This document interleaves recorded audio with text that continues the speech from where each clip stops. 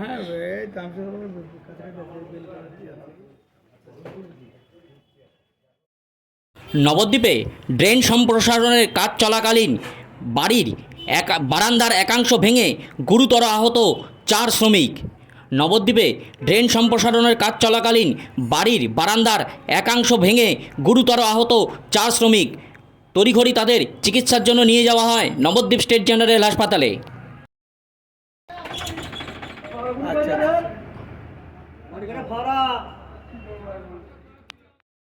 উল্লেখ থাকে, নবদ্বীপ শহরে জল নিকাশি ব্যবস্থার উন্নততর করতে নবদ্বীপ পৌরসভার উদ্যোগে সম্প্রতি শহরের বিভিন্ন এলাকার হাই ড্রেন সম্প্রসারণের ও সংস্করণের কাজ শুরু হয়েছে।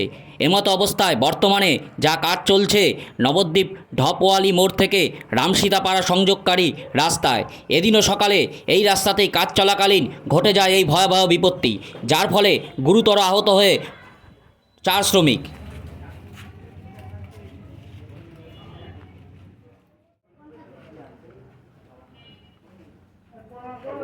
দাদা আরো কিছু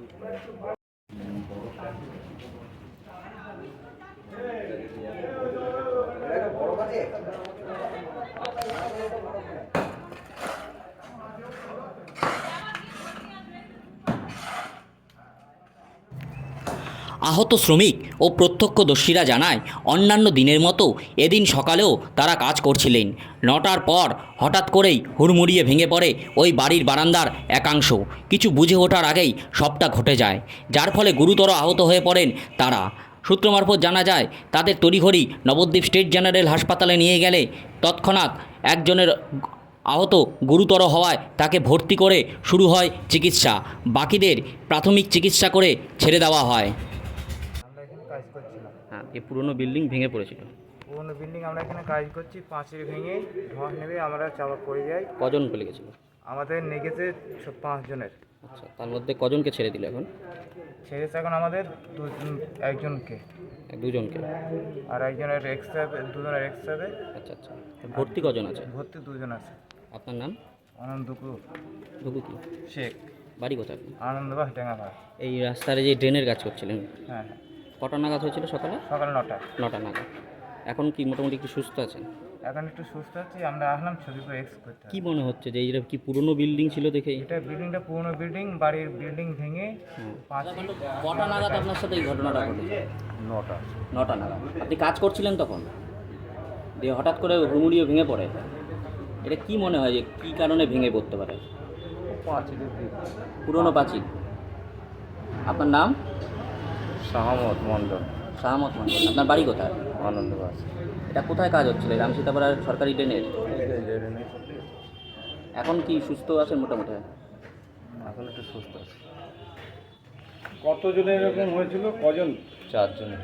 4 জনের, তার মধ্যে একজন ভর্তি। একজন ভর্তি হয়েছে, আমারও ভর্তি নিয়েছিলাম, ভর্তি হয়েছে। আপনার কি শুধু মাথায় আর কোথায় কোথায় লেগেছে? মাথায়, পায়ে আর সেটা হয়েছে এটা হয়েছে এই 9:30টার দিকে। 9:30টার দিকে। কি হয়েছিল মানে ঘটনাটা? ঘটনাটা হয়েছিল এখানে ধরো ভিত খুঁড়ার কাজ চলছিল। আচ্ছা। ভিত খুঁড়ছিল, তো গামলায় করে মাটি নিয়ে গাড়ি মানে ভর্তি করছে, লোডিং করছে। আর কাজ করতে করতে এমন দুর্ঘটনা ঘটে গিয়েছে, আর নিচ থেকে মাটি সরে গিয়ে পড়ে গেছে পুরনো বিল্ডিং। কজন আহত হয়েছে দাদা? কজন? 4 জন। 4 জন। তাদের কি নবদ্বীপ হাসপাতালে নিয়ে গেছে? নবদ্বীপ নবদ্বীপেই নিয়ে গিয়েছে। তাদের বাড়ি কোথায়? বাড়ি আনন্দবাসের দিকে। আপনার নাম? হ্যাঁ, আপনার নাম? ছোটন প্রামাণিক। আপনার